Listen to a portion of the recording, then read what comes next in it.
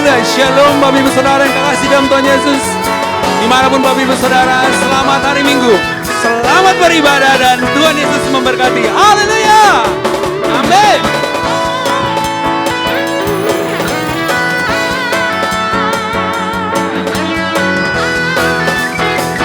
Amin. Saudara, marikan pujian ini sama-sama dengan kami. Lebih dari pemenang dalam segala perkara, yes. Iblis tak dikalahkan oleh kuasa darahnya. Saudara, mari dengan imanmu katakan segala di pihak kita. Pihak kita, siapa dapat melawan? Kita lebih dari pemenang. Haleluya. Kibarkanlah pancinya, Yesus Raja segala raja. Haleluya. Haleluya. Bangkitlah gerejanya, kita lebih dari pemenang. Amin.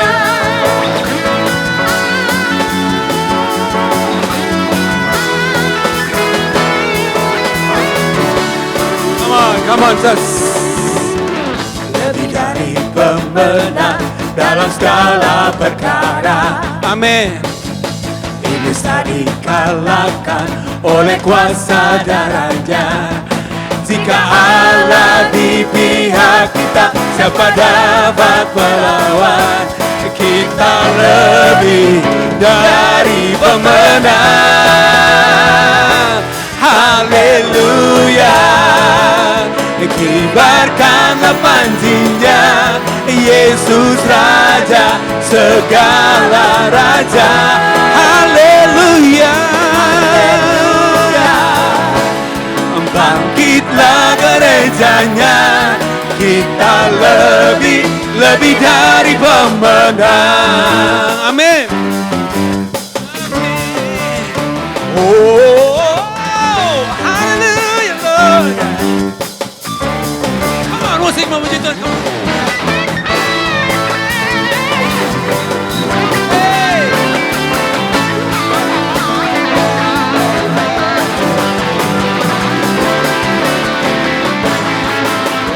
Allah di pihak kita, siapa dapat melawan? Kita lebih dari pemenang. Come on! Haleluya.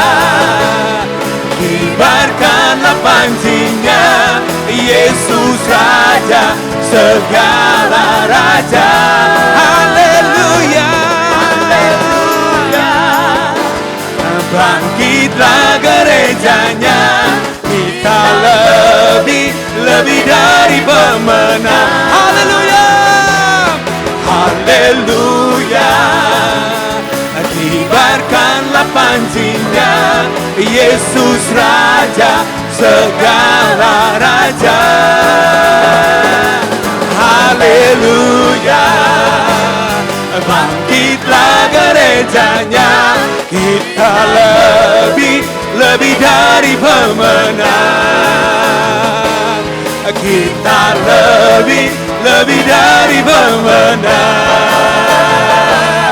Kita lebih dari pemenang. Yes. Oh, haleluya, haleluya, haleluya, haleluya. Ya, saudara dan saya lebih dari pemenang. Amin. Kita masih terus memuji Tuhan.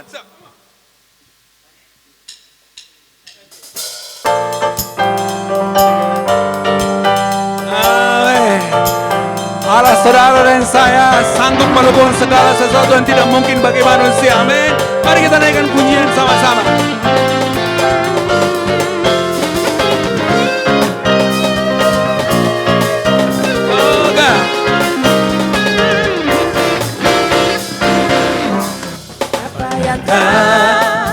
Pernah dilihat mata, Yes. yang tak pernah didengar telinga, dan tak pernah timbul di dalam hati. semua disediakannya bagi yang mengasihi. Katakan Allah sanggup. Come on church. Allah sanggup melakukan segala perkara, dulu, sekarang, dan selamanya. Kuasanya tidak berubah. Allah sanggup melakukan segala perkara, dulu, sekarang, dan selamanya. Kuasanya tak berubah. Amin.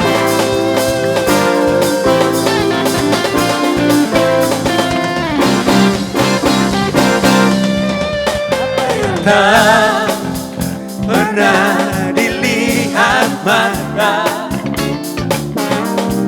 dan tak pernah didengar telinga, Yang tak pernah timbul di dalam hati, semua disediakannya bagi yang mengasihi. So sama-sama katakan Allah sanggup. Allah sanggup melakukan segala perkara, dulu, sekarang, dan selamanya. Kuasanya tidak berubah. Allah sanggup melakukan segala perkara, dulu, sekarang, dan selamanya. Kuasanya tak berubah. Come on church, sama-sama katakan Allah sanggup. Come on. Allah sanggup melakukan segala perkara, dulu, sekarang, dan selamanya. Kuasanya tidak berubah. Allah sanggup melakukan segala perkara, dulu, sekarang, dan selamanya. Kuasanya. Come on sekali katakan Allah sanggup. Come on church. Allah sanggup melakukan segala perkara, dulu, sekarang, dan selamanya. Kuasanya tidak berubah. Allah sanggup melakukan segala perkara, dulu, sekarang, dan selamanya. Kuasanya tak berubah. Dulu, sekarang, dan selamanya. Dulu, sekarang, dan selamanya. Dulu, sekarang, dan selamanya. Kuasanya tak berubah. Yes. Thank you God. Haleluya. Haleluya. Amin. Allah kita lebih dari sanggup. Amin. Amin. Baik Bapak Ibu Saudara yang kekasih dalam Tuhan Yesus, kita akan mendengar pesan-pesan dari Gembala. Shalom Jemaat yang dikasihi Tuhan. Pada hari ini kita kembali akan mengangkat satu topik yang disediakan oleh BPH GBI, yaitu generasi anak panah. Kita tahu di dalam Mazmur 127 ayat 3 berkata, setiap anak laki-laki, di dalam bahasa Inggris itu children, berarti semua anak adalah milik pusakanya Allah. Berarti anak-anak adalah sesuatu yang berharga bagi Tuhan. Dan sesuatu yang berharga dan luar biasa itu Dia percayakan pada kita. Dikatakan buah kandungan itu adalah upah. Jadi setiap anak-anak itu adalah yang dipercayakan Tuhan seperti anak panah di tangan pahlawan. Yaitu kita perlu untuk membidik, mengarahkan kepada sasarannya. Sasaran yang Tuhan tetapkan. Jadi mari kita yang ada di tempat ini, mungkin Bapak Ibu berpikir saya single atau saya tidak menikah. Tetapi berbicara anak, itu juga berbicara tentang generasi. Jadi setiap kita mari bertanggung jawab untuk membangun satu generasi yang diarahkan kepada sasaran yang tepat. Tuhan Yesus memberkati. Baik Bapak Ibu, mari siapkan hatimu, kita akan mendengarkan kebenaran firman Tuhan. Yes. Oh God.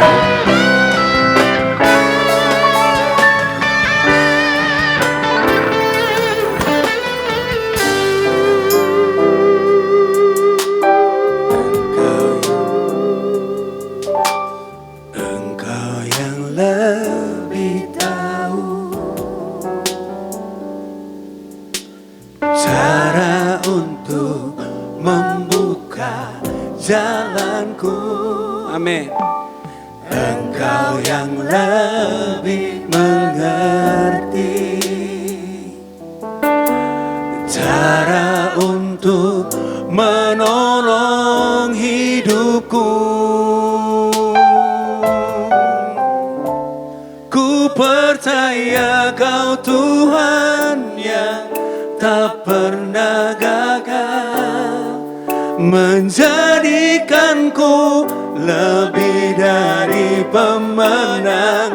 Ku percaya Kau Tuhan yang tak pernah lalai, menepati janji-janji-Mu.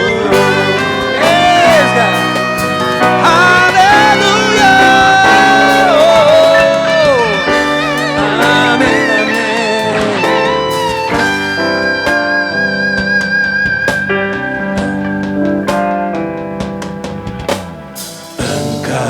Lebih tahu cara untuk membuka jalanku. Engkau yang lebih mengerti,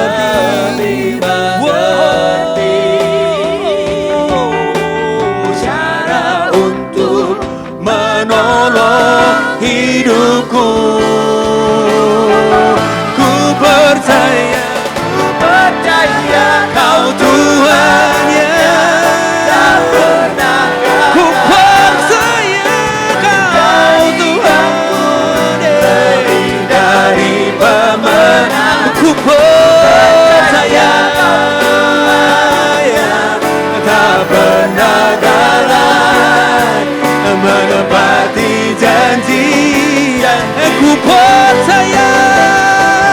ku percaya Kau Tuhan yang tak pernah gagal, menjadikanku lebih dari pemenang.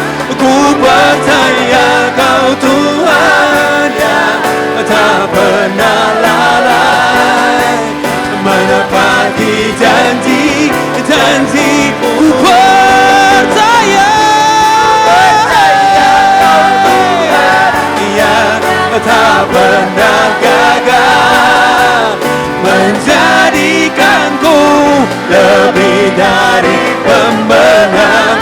Ku percaya Kau Tuhan yang tak pernah lalai, menepati janji-janji-Mu. Amin, amin. Menepati janji-janji-Mu. oh thank you Lord God, Menepati janji-janji-Mu. haleluya. Oh we thank you Lord God, kami naikkan syukur. Thank you Lord, thank you Lord God. Engkau yang tak pernah gagal, Engkau yang tak pernah lalai. Kami naikkan pujian syukur kami. Thank you Lord, terima kasih Tuhan. Segala pujian hanya bagimu, hormat hanya bagimu. Haleluya, haleluya, haleluya. Terpujilah namamu Tuhan. Haleluya.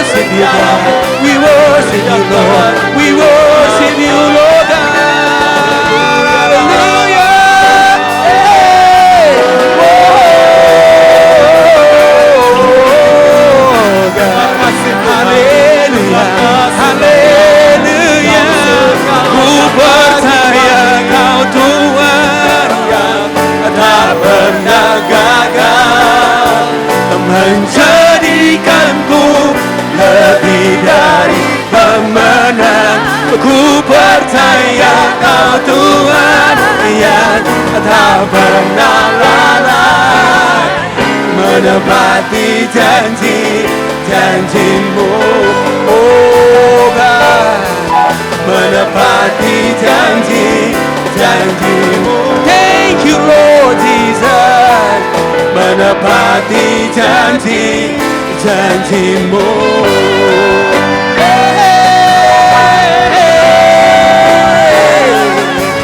Haleluya, terima kasih Tuhan. Haleluya, haleluya, haleluya Lord.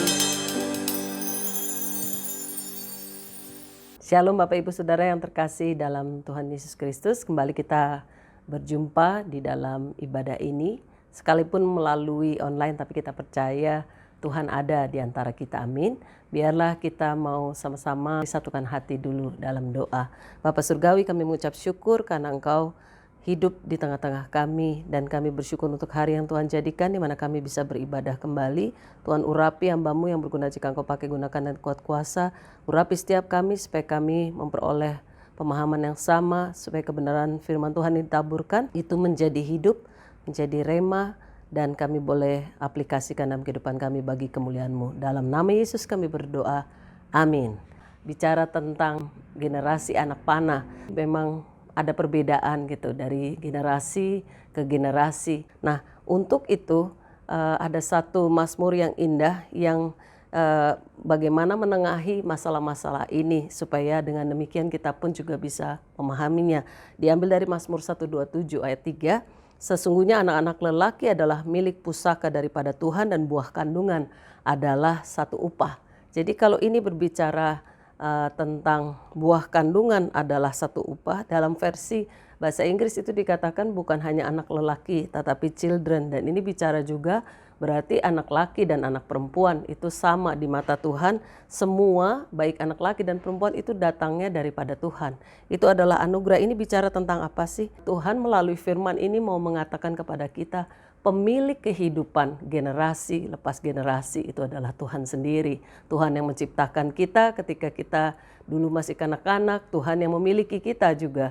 Tuhan juga yang sama yang memiliki orang tua tentunya, dan juga setiap generasi itu Tuhan yang punya, karena setiap kita itu sebenarnya bertanggung jawab kepada Tuhan. Contohnya anak itu lahir di salah satu keluarga itu menjadi titipannya Tuhan. Mereka adalah kasih sayang atau anugerah Tuhan, dan mereka harus dijaga baik dari sisi orang tua, dari sisi anak menyadari mereka adalah kepercayaan Tuhan yang ditetapkan di satu keluarga, dan mereka juga merasakan ada kasih karunia tersendiri.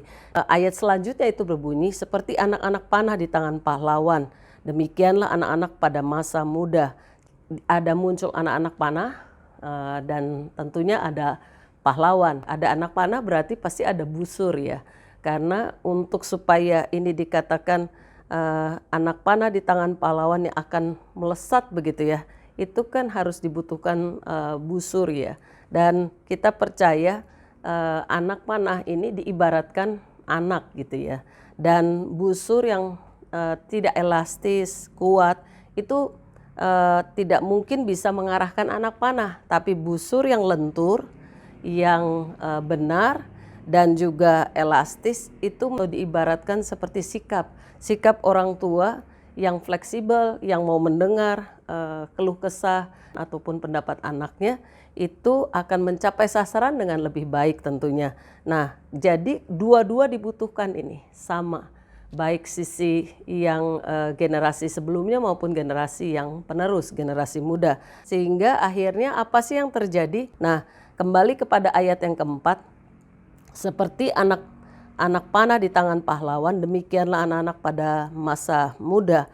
Apa yang dimaksud di sini adalah anak panah atau anak ini perlu kita perhatikan sungguh-sungguh, karena Tuhan punya rencana yang luar biasa bagi setiap anak-anak tentunya, bagi generasi muda. Dan ini anak panah itu nggak hanya harus ditaruh didiamkan gitu ya di dalam kotaknya, tapi anak panah itu didesain memang untuk mencapai sasaran. Jadi Tuhan mau supaya generasi yang lebih dahulu itu bisa melepaskan anak panah untuk bisa membawa dampak bagaimana membawa kasih Kristus di tengah dunia ini.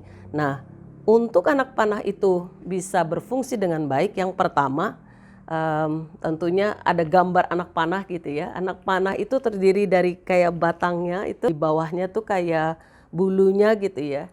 Dan ada lekukannya untuk dimasukkan ke dalam busur yang ada talinya, dan di ujungnya itu ada ujung untuk masuk. Kalau tanpa ujung itu juga dia tidak bisa masuk, jadi mental gitu.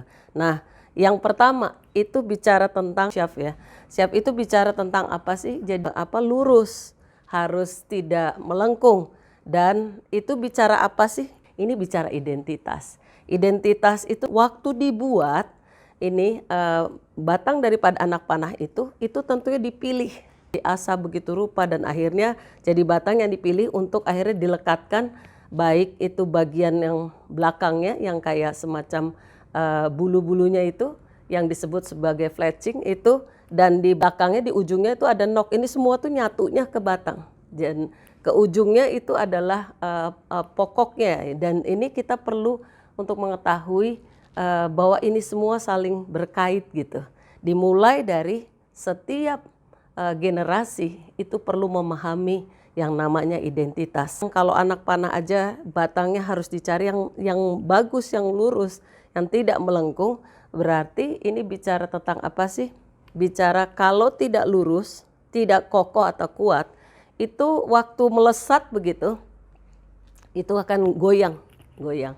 Nah, setiap kita perlu menyadari, karena di Alkitab itu penuh dengan contoh-contoh bagaimana Tuhan itu memberikan pria dan wanita dengan identitas di dalam ciptaannya. Dan Tuhan sering menyebutkan jati dirinya di dalam bangsa.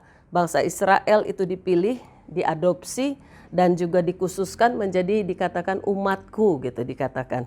Dan setiap orang itu lahir dengan keunikan. Setiap orang itu memiliki yang namanya ada cap atau emblem yang sesuai dengan jati diri Tuhan.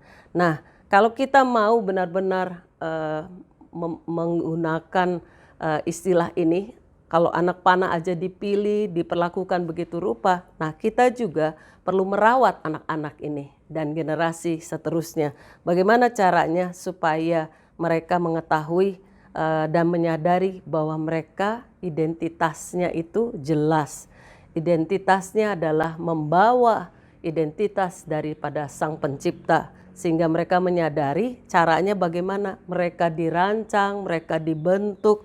Itu mereka harus kenal identitas rohani mereka. Mereka harus kenal identitas secara emosional dan juga identitas seksualnya, bahwa ketika Tuhan ciptakan mereka pria atau wanita, ya memang itu sesuai dengan apa yang Tuhan rancangkan bagi mereka. Jadi mari kita mau menyadari bahwa kita ini diciptakan sesuai dengan gambar rupa Tuhan, dan setiap anak-anak itu berharga di mata Tuhan. Jadi Tuhan gak pernah sia-siakan semua ciptaannya. Jadi semua yang dibuat itu semuanya memiliki tujuan. Amin. Jadi untuk memenuhi tujuan, Dia mengaruniakan potensi di dalam identitas daripada ciptaannya. Dan di dalam potensi ini, itu ada di dalam setiap generasi pendahulu, generasi berikutnya, itu ada Tuhan kasih dan Tuhan percayakan. Potensi yang besar Dia taruh di dalam diri kita masing-masing, supaya setiap kita menyadari bahwa kalau kita tidak gunakan potensi itu dan semua kemampuan yang Tuhan taruh, itu kita berarti sedang meleset dari sasaran, dan itu merupakan satu dosa tentunya. Dan dosa memisahkan kita dari Allah dan menjauhkan kita dari tujuannya dalam hidup kita. Itu sebabnya kita kehilangan tujuan ilahi. Jadi apa sih yang harus kita lakukan? Yang berita baik yang kita bisa dengar hari ini, Yesuslah yang mengambil inisiatif untuk menyelamatkan kita dari kehidupan yang sia-sia. Maksudnya bagaimana? Dia mau datang ke bumi ini, mati di atas kayu salib. Supaya apa? Supaya kita peroleh identitas baru. Identitas yang seperti apa? Di dalam Kristus. Kita ini memiliki identitas baru dalam Kristus. Ada tujuan hidup, bahwa yang lama sudah berlalu dan kita ini menjadi ciptaan yang baru yang sudah dipulihkan. Efesus 2 ayat 10 itu mengatakan begini, karena kita ini buatan Allah, diciptakan dalam Kristus Yesus untuk melakukan pekerjaan baik yang dipersiapkan Allah sebelumnya Ia mau supaya kita hidup di dalamnya. Jadi inilah kebenaran yang perlu kita ketahui, yang bisa kita temukan bersama identitas kita yang diperbaharui di dalamnya. Berikutnya adalah bicara tentang bulu-bulu yang ada di dalam anak panah itu. Bulu-bulu atau yang disebut tadi fletching. Dan fletching ini kegunaannya apa sih yang bulu di bawah anak panah itu? Itu adalah untuk menciptakan satu, seperti kalau waktu melesat itu ada hambatannya. Jadi waktu melesat, saat melesat terbang begitu, ujung bagian belakangnya itu tetap berada kayak posisinya membuat apa sih ini tetap lurus gitu. Ini apa sih fungsinya? Ini cukup penting. Kenapa? Bikin stabil, bikin seimbang gitu, bikin seimbang. Jadi bisa slut gitu sampai kepada targetnya, sasarannya. Nah, jadi yang dikatakan sebagai anak panah yang bagus itu biasanya adalah anak panah yang tidak membahayakan. Kalau ininya salah itu bisa melesatnya membahayakan orang lain gitu, tidak pada sasarannya. Jadi untuk punya yang namanya sayap atau bulu-bulu yang disebut fletching itu yang bagus, itu tentunya yang terbangnya itu lurus gitu. Dan itu yang disebut sebagai karakter. Memiliki karakter. Kita tadi sudah tahu tentang identitas, jadi harus tahu karakternya. Karakter ini punya efek yang sama juga dalam kehidupan anak-anak. Kalau anak sudah mengetahui identitasnya adalah ciptaan Tuhan, dia harus kenal, ketemu dengan pribadi Tuhan Yesus gitu. Dan dia harus dibentuk di dalam, tumbuh di dalam karakter. Karena dari Kejadian sampai Wahyu itu terus Tuhan berbicara tentang karakter ini perlu untuk dikembangkan. Dan ini adalah tema utama Tuhan bekerja di tengah-tengah manusia supaya kita semua dikasih tugas yang sama. Bagaimana setiap kita itu bisa jadi mentor buat generasi berikutnya. Bagi kita yang mungkin masih single, yang belum menikah, kita bisa mentor yang lebih muda. Kita punya tugas dari Tuhan yang sama untuk bisa mengembangkan karakter kita sendiri dan karakter orang yang sedang dibina gitu, orang-orang yang dipercayakan kepada kita. Jadi ini panggilan buat semua, bukan hanya bagi orang yang sudah berumah tangga, tapi bagi semua, baik masih single maupun yang sudah menikah, yang belum punya anak juga. Begitu juga ada anak-anak rohani yang dipercayakan supaya apa? Pengembangan karakter itu terus bisa terjadi baik di kehidupan kita maupun kehidupan menti atau kita mentor mereka. Dan apa sih yang harus dilakukan supaya tadi terbang lurus, melesat dengan luar biasa? Harus diasah gitu, harus diasah ya, dipilih, diasah. Apa yang diasah? Kemampuannya, karakternya, kepekaannya. Maka Tuhan itu kasih, kan sudah kasih anugerah, Tuhan sudah kasih potensi, Tuhan sudah kasih bakat, Tuhan sudah kasih kemampuan. Untuk apa ini? Caranya supaya berkembang, untuk kita lakukan nih, bertindak. Kita bisa menolong, kita bisa menghibur, kita bisa membangun orang yang ada di sekitar kita. Karena pelayanan bukan hanya dalam gereja, pelayanan itu ada di marketplace, pelayanan itu ada di mana-mana, baik di rumah, di keluarga, dimanapun ya, di jalan dan sebagainya. Di jalan, iya. Ketika kita lihat orang mau nyebrang, kita yang memiliki karakter Kristus, kita yang punya identitas Kristus sebagai ciptaan yang baru, kita harus menolong, punya kemurahan hati, menolong, nggak membiarkan gitu aja. Kalau kita lihat orang buta salah jalannya, kita kan harus tolong ya. Itu hal-hal sepele. Dan bahkan kalau kita lihat semua orang kayaknya mukanya kelihatan sulit, kita kan bisa ya datang dengan kelemah lembutan. Sekarang memang nggak bisa senyum ya karena pakai masker ya. Tapi perilaku itu bisa dirasakan gitu. Kelakuan kita itu kelihatan gitu ya dan terlihat. Jadi biarlah kita mau melakukan ini karena ini semua tentang Tuhan. Bukan tentang kita, tapi tentang Tuhan. Jadi kita perlu pahami, kita diciptakan itu untuk kemuliaan Tuhan. Kita dipakai oleh Tuhan itu karena kemurahan Tuhan. Dan kita bisa melakukan ini dan itu karena Tuhan. Jadi semua ini tentang kisah Tuhan yang Tuhan ukirkan dalam kehidupan kita supaya kita membawa kemuliaan bagi namanya. Jadi selain kita dapat bisa melesat dengan tajam, bagaimana caranya supaya kita makin dipertajam? Kita harus baca firman Tuhan, gak ada cara lain. Lewat firman, maka kita akan diberitahu tentang apa yang berkenan, mana yang tidak, mana yang berkenan, mana yang harus dilakukan, mana yang tidak.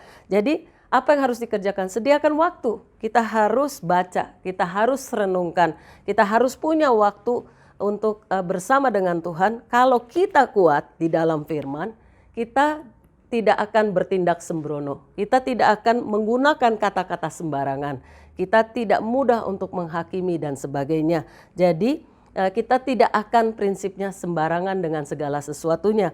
Apalagi ketika menghadapi masalah, kita tahu persis karena kita baca firman ada janji daripada kebenaran firman Tuhan di dalamnya yang membuat kita jadi kuat karena firman yang kita terus makan, kita isi ini kehidupan kita sehingga kita akan menjadi anak panah yang lurus. Begitu juga dengan generasi berikut karena mereka melihat apa yang dikerjakan oleh generasi sebelumnya atau oleh orang tuanya kalau di dalam skop keluarga ya. Tapi kalau dalam skop gereja kan setiap orang akan menjadi contoh bagi orang lain ya dari karakternya kelihatan. Jadi mari kita mau tetap jaga hati kita masing-masing. Mari kita mau tetap lurus seperti anak panah yang melesat lurus di hadapan Tuhan. Dan kita mau terus berusaha jaga hati, kan itu perintah Tuhan, jaga hati kita masing-masing. Apa yang benar di mata Tuhan dan biarlah itu juga yang kita mau lakukan. Maksudnya apa? Ini bicara kembali lagi karakter. Karakter ini berbicara tentang bagaimana seorang anak dalam komunitas kecil di keluarga itu memberikan respon di dalam lingkup sosialnya yaitu keluarga yang kecil. Lalu dia akan bawa itu ke lingkup yang lebih luas, ke komunitas gereja, komunitas yang lain, masyarakat dan sekitarnya. Jadi karakter ini sebenarnya saya boleh katakan satu kemampuan untuk bisa memberikan satu respon. Akibat apa sih? Karena dilatih, karakter harus dilatih dan terus dilatih terutama supaya setiap pribadi kita maupun anak-anak itu bisa menjadi takut akan Tuhan, hormat akan Tuhan dan percaya akan kebenaran firman-Nya. Nah yang ketiga, itu yang bagian yang dari sebuah anak panah ini yang setelah bulu-bulu itu di bagian belakang tuh ada sebutnya sebagai nok, kayak ujungnya seperti ini. Itu buat masukkan yang namanya ini tali, dia masukkan ke situ. Nah itu kayak gini, kayak cepitan gitu, itu nok disebutnya. Nah itu kegunaannya apa sih? Ini yang akan menjalin dari anak panah ini dengan busur itu. Ini bicara tentang apa sih? Ini bicara hubungan sih. Bicara relationship. Ini bicara tentang bahwa ketika ada kuasa yang besar, satu power di dalam busur itu untuk ditarik. Tapi kalau anak panah nggak ada ujung yang kecil itu yang disebut nok itu ya jatuh ke bawah. Tapi dengan adanya ujung itu dia nempel gitu ya, nempel di situ dan dia bisa dipegang ya. Dan itu kegunaannya di hadapan Tuhan kecil besar itu semua ada fungsinya gitu. Dan dari anak panah ini kita belajar bagaimana bagian ujungnya itu dari batang ini, batang anak panah itu justru yang melekatkan dari bulu-bulu itu dengan batangnya itu yang akan juga membuat ini jadi stabil gitu, ada di posisinya. Kalau nggak ada itu susah tuh. Dia goyang gitu ya. Dan kita percaya ketika seseorang itu berjumpa dengan Tuhan dan dengan orang lain berinteraksi, itu ada yang namanya kuasa yang ditransferkan gitu, ada power gitu ya. Jadi terjadi kuasa di mana timbul dari orang-orang yang memang berjumpa di dalam satu perjalanan kemuliaan. Setiap kita ini ada di perjalanan glorious journey gitu ya, perjalanan kemuliaan yang ujungnya tuh satu saat kepada yang dikatakan rumah Bapa yang kekal. Setiap kita ini di sepanjang perjalanan itu kan nggak sendirian, kita berjalan bersama Tuhan. kita juga akan interaksi dengan yang lain. Nah, bagaimana cara interaksi itu? Dibutuhkan yang namanya kekuatan, penghiburan, bisa mendorong, menghibur, menguatkan, dan bagaimana kita bisa menggunakan sumber yang dari Tuhan, kuasa daripada Tuhan, untuk kita bisa pakai buat menolong yang lain, merendahkan diri kita, mengutamakan yang lain lebih daripada ini. Itu bicara tentang mengajarkan kebenaran di dalam sebuah hubungan kepada generasi sesudah kita, maupun kalau dalam lingkup kecil kepada anak-anak. Dia melihat contohnya. Untuk apa sih? Karena gini, kalau kita mengajarkan kebenaran tanpa hubungan dengan anak, itu biasanya hasilnya adalah pemberontakan sih. Karena nggak ada hubungan, itu nggak masuk. Dia nggak pernah tahu, dia cuma tahu disuruh aja ini kayak gini, tapi dia nggak ada hubungan, nggak ada koneksinya. Jadi, tapi juga hubungan tanpa kebenaran itu menjadi nggak bagus gitu. Kenapa? Karena akan hasilnya adalah manja gitu. Hubungan tanpa kebenaran yang hasilnya adalah anak-anaknya jadi manja ya, generasi yang manja, generasi yang terus jadi spoiled generation gitu ya. Tapi itu sebabnya harus mengatakan dari generasi yang satu generasi berikutnya itu harus ada hubungan sehingga bisa sampai ini yang namanya kebenaran. Sebaliknya juga hubungan tanpa kebenaran itu menciptakan yang namanya manja ya. Jadi setiap kita butuh namanya untuk bisa mengasihi satu dengan yang lain, kita harus dilatih untuk itu. Yang terakhir itu bicara tentang poin yang di paling depan ujungnya. Itu untuk apa sih? Untuk sampai kepada sasaran. Ada misi yang Tuhan berikan dalam kehidupan setiap kita. Misinya adalah supaya kita bisa menjadi berkat sampai kepada sasaran. Kita bisa membawa gairah Tuhan, kita bisa membawa yang namanya pengaruh kepada yang lain. Aku sudah memahami ini semua, lalu apa yang harus aku lakukan gitu ya? Aplikasinya apa? Kita harus terus minta kepada Tuhan masing-masing pribadi, kita ya orang tua maupun anak, generasi pertama maupun generasi berikutnya harus minta kepada Tuhan, harus mau untuk apa? Diarahkan. Kita sadar bahwa masing-masing kita itu adalah anak panah. Pahlawannya ini siapa? Nah itu kan yang tadi, yang belum muncul nih. Nah ini bicara waktu kita berkata, ini semua tentang aku. Aku yang menjadi pahlawan di keluarga ini, aku menjadi pahlawan di generasi ini.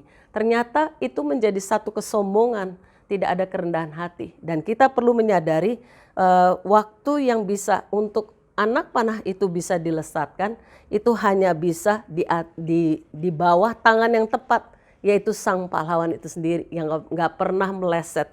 Kenapa? Karena namanya Yesus. Sang pahlawan itu penuh dengan kuasa. Dialah yang sanggup untuk melesatkan, baik menggunakan orang tua dan anak, jadi generasi 1 dan generasi 2 untuk dilesatkan. Kalau kita izinkan diri kita ada di dalam genggaman tangan Tuhan, itu sebabnya diperlukan kerendahan hati. Dengar-dengaran, mendengar suara Tuhan, mendengar suara pemimpin yang Tuhan taruh di sekitar kita, pemimpin dalam pekerjaan, pemimpin dalam gereja. Jadi kalau kita mau diarahkan, kita akan berfungsi dengan baik, dan biarlah kita memberikan hidup kita kepada sang pahlawan untuk mengarahkan kita. Biarlah kita mau setia juga dan mempercayakan diri kita. Kenapa? Karena hanya Tuhan yang dikatakan sebagai Tuhan yang luar biasa. Dan kita percaya kalau kita lakukan hal-hal seperti itu, maka kita akan menjadi generasi yang luar biasa. Jadi kita perlu tahu bahwa hidup kita di dalam genggaman tangan Tuhan akan menjadi hidup yang akan sampai pada sasaran. Kita menyadari bahwa kita tidak punya keahlian kalau kita tidak tinggal di dalam Tuhan. Tuhanlah yang paling ahli, Tuhanlah yang ahli memanah, Tuhanlah yang menjadi sang pahlawan itu. Tuhanlah yang akan membuat kita, membidik kita sampai kepada sasarannya. Dan biarlah Alkitab pun mengatakan kalau kita mau sampai kepada sasaran, kita harus menjaga hidup kita jauh daripada dosa. Jaga hati kita juga supaya kita tidak terus melenceng hidupnya, tapi kita mau menyerahkan hidup kita kepada sang pahlawan yaitu Yesus. Biarlah hidup kita yang ada di dalam genggaman tangan Tuhan, kita mau menjadi generasi yang disebut sebagai generasi anak panah ini. Biarlah kita mau terus menjadi berkat, dan kita mau terus dimanapun kita ada, kita percaya hidup kita akan menjadi hidup yang berdampak bagi kemuliaan Tuhan. Puji nama Tuhan, biarlah kita mau mengarahkan hati kita. Karena seringkali mungkin di dalam masa ini kita berkata, Tuhan sampai kapan? Itu saatnya izinkan diri kita di tangan sang pahlawan, dia akan tarikkan mundur ke belakang. Waktu dia tarik mundur ke belakang, kita perhatikan itu sebentar. Waktu ditarik rasanya gak enak. Seperti Yusuf ditarik, hidupnya penuh dengan tarikan ke belakang. Tarikan yang pertama adalah ketika dia kakak-kakaknya salah paham sehingga dia harus dicemplungkan ke dalam sumur. Tarikan kedua adalah mundur lagi ke belakang, itu ketika dia dijual sebagai budak. Tarikan berikutnya adalah ketika dia difitnah oleh istri Potifar dan dia masuk ke dalam penjara. Tapi tarikan demi tarikan itu yang dialami oleh Yusuf, akhirnya pada saat yang tepat itu melesat sampai pada sasaran. Sasarannya apa? Tujuan Tuhan, targetnya apa? Waktu dia izinkan dirinya ditarik seperti itu, dia sepenuhnya melihat visi Tuhan terjadi. Tuhanlah yang menerobos segala sesuatu rintangan itu. Tuhanlah yang membuat dia akhirnya dipercaya menjadi orang nomor 2 gitu ya. Menjadi pemimpin di tanah Mesir, dan itu luar biasa. Izinkan tarikan-tarikan itu terjadi dalam kehidupan kita. Kenapa? Contohnya yang paling utama adalah Yesus sendiri. Selain Yusuf, lalu Paulus dan banyak tokoh lain dan juga Yesus. Yesus juga berkata apa? Yesus juga menyerahkan dirinya. Dia ditarik. Dia harus merelakan dirinya saat dia mau memikul salib, dan dia bilang begini, bukan kehendakku, tapi kehendak-Mu yang jadi ya Tuhan. Ketika dia izinkan ditarik itu, maukah kita menjadi generasi anak panah yang ada di tangan Tuhan yang berkata, aku bebaskan engkau bekerja apapun. Ketika engkau menarik, aku gak ngerti saat ini, tapi aku akan melesat sampai kepada sasaran. Seperti contoh yang utama dan terutama, yaitu contoh Yesus yang mengizinkan dirinya, mengosongkan dirinya untuk menjadi berkat bagi kita semua. Biarlah kita semua menyadari satu hari kelak kita semua ada sampai di sasaran, karena Tuhan kita itu luar biasa. Dia maha bijaksana, dan titiknya itu kapan, tarikan itu stop kapan, Tuhan yang tahu waktunya. Mari kita sama-sama satukan hati dan kita percaya kepada Tuhan. Aku mau yang Engkau sediakan bagiku, aku mau percaya kepada kebenaran firman-Mu. Hari ini ya Tuhan, aku katakan, Engkaulah pahlawan dalam kehidupanku. Engkaulah segalanya. Kalau hari ini ada yang baru pertama kali mendengar kebenaran firman Tuhan, hari ini saya ajak kita semua untuk sama-sama berdoa. Mari undang Yesus masuk dalam kehidupan kita dan katakan, Yesus, masuklah dalam hatiku, tinggallah dalam hatiku menjadi Tuhan dan Juru Selamat. Karena aku percaya Engkau adalah satu-satunya penebus dalam kehidupanku. Aku mengaku aku adalah orang berdosa, tapi darah-Mu menguduskan aku, menyucikan aku. Hari ini aku sudah menjadi ciptaan yang baru, dan biarlah Tuhan yang menjadi Raja dalam kehidupanku untuk selamanya. Dan hari ini kabar baiknya adalah Tuhan Sang Pahlawan sama akan menggenggam kehidupan daripada Bapak Ibu yang baru pertama percaya, begitu juga menggenggam kehidupan kita semua yang sudah percaya kepada Tuhan. Bapa, kami mengucap syukur dan kami menerima kebenaran firman Tuhan dengan antusias, menyadari segala sesuatu dalam hidup kami diizinkan karena Tuhan punya maksud yang indah. Kami akan sampai kepada sasaran karena Tuhan yang memegang hidup kami. Dalam nama Yesus kami berdoa bersyukur. Amin. Jemaat masih memiliki kesempatan yang sama untuk menabur bagi pekerjaan di rumah Tuhan. Untuk persembahan mingguan, persepuluhan, dan persembahan lainnya dapat melalui transfer ke nomor rekening gereja berikut ini.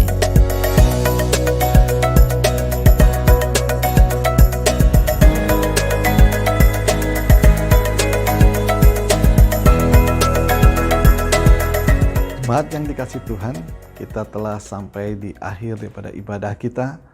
Kita mau bersyukur kepada Tuhan. Dan bagi Bapak Ibu yang baru pertama kali bergabung dalam ibadah online kami dan membutuhkan bimbingan serta dukungan doa dapat menghubungi hotline prayer kami yang dapat dilihat setelah ibadah ini selesai. Mari Bapak Ibu kekasih dalam Tuhan, kita satukan hati dan bersyukur bersama-sama di dalam doa. Bapa dalam surga, kami bersyukur pada hari ini kami boleh menyelesaikan ibadah ini walaupun masih tetap secara online, tapi kami tahu juga kasih Tuhan dan kuasa Tuhan tetap tidak terbatas. Dimanapun kami ada, kuasa Tuhan melingkupi kami umat-Mu Tuhan dan memberkati kami dengan kuat kuasa firman yang telah kami dengar. Biarlah itu boleh kami kerjakan di dalam hidup kami memuliakan Tuhan. Saat ini Tuhan, kami mohon kiranya perlindungan Tuhan ada atas setiap umat-Mu Tuhan. Jauhkan dari segala virus, jauhkan dari segala mara bahaya, jauhkan dari segala bencana. Dan kami berdoa buat seluruh keberadaan daripada umat Tuhan di dalam usaha mereka, pekerjaan mereka, dan apapun yang mereka lakukan kiranya semuanya boleh berhasil. Karena Tuhan menyertai setiap umat-Mu Tuhan. Terima kasih Tuhan Yesus. Kami saat ini juga bersyukur untuk berkat yang Tuhan sediakan bagi kami. Umat yang dikasihi Tuhan, mari arahkan hati kita kepada Tuhan yang menjadi sumber berkat di dalam kehidupan kita. Saat ini, umat yang dikasihi Tuhan, terimalah segala berkat dan rahmat daripada Allah Bapa, anugerah dan belas kasihan daripada Tuhan kita Yesus Kristus, serta persekutuan, penghiburan, dan kuasa daripada Roh Kudus. Kiranya Allah Tritunggal menyertai kita mulai hari ini sampai Maranatha Tuhan Yesus datang kembali. Haleluya, semua yang percaya katakan amin.